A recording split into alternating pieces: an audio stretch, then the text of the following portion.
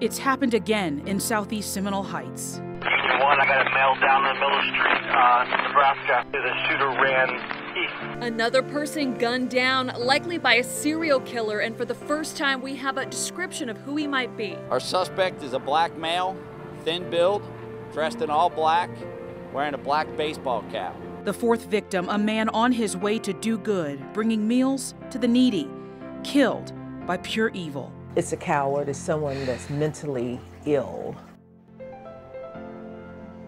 And that last woman you just heard from there is the sister of today's victim, Ronald Felton. A lot to get to this afternoon, everyone. I'm Laura Harris. And I'm Ashley Glass. A fourth family now in mourning over a senseless and random killing. This time, though, there is a witness different than what we've seen before. Let's take a look at just how close today's murder was to the other three. Nebraska and McBerry Street, 0.1 mile, just 500 feet from where Monica Hoffman, the second victim, died, and 0.3 miles, which is about 1,500 feet from where the first and third victims, young men, were gunned down. We have multiple crews covering this very intense manhunt going on right now. Let's start with our Carson Chambers, who talked to Ronald Felton's family today. Right, and this part of Seminole Heights has been locked down since just before 5 a.m.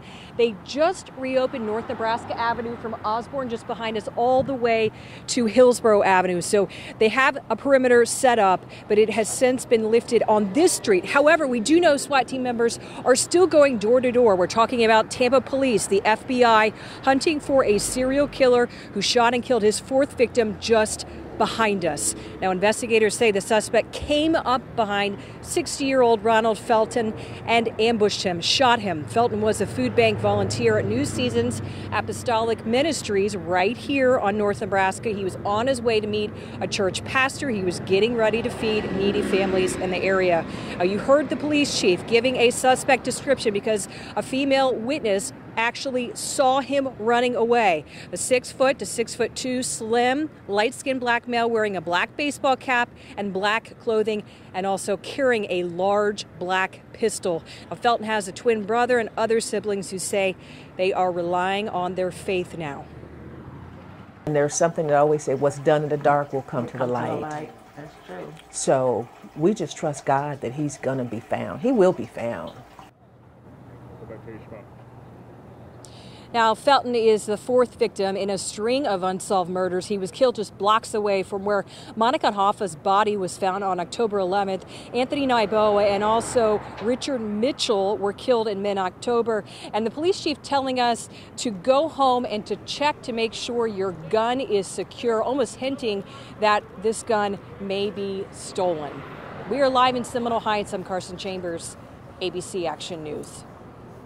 Okay, Carson, in the newsroom now with anchor Paul LeGrone. Paul, our crews just happened to be there on a ride-along with Tampa police overnight at the time this fourth murder happened. That's right. ABC Action News first on the scene this morning, and it all started with an overnight ride-along. The Good Morning Tampa Bay reporter Lauren St. Germain had already scheduled days in advance, and then right before her 5 a.m. live shot, she got the call about the shooting. Now, I went out there today, and we saw ATF agents, FBI, TPD, and Hillsborough County Sheriff's Office all converging on what is currently a very tight perimeter right there along Nebraska Avenue. We saw ATF agents with weapons drawn going door to door, searching dumpsters, looking for any potential hiding spots that this killer may be trying to ride out this latest wave of police presence. But Ashley, I got the feeling out there today that this time is different. They have a better description of the suspect. This is essentially an area that's turned into a manhunt zone. It appears to be shrinking by the hour. Police know that this really is the best opportunity they've had so far to catch the killer, and the next 24 to 48 hours absolutely critical in finding out whoever's behind this reign of terror in Seminole Heights. Right, and like you said, things different this time around compared to the previous three murders. Okay, Paul LeGrone in the newsroom here. Good insight.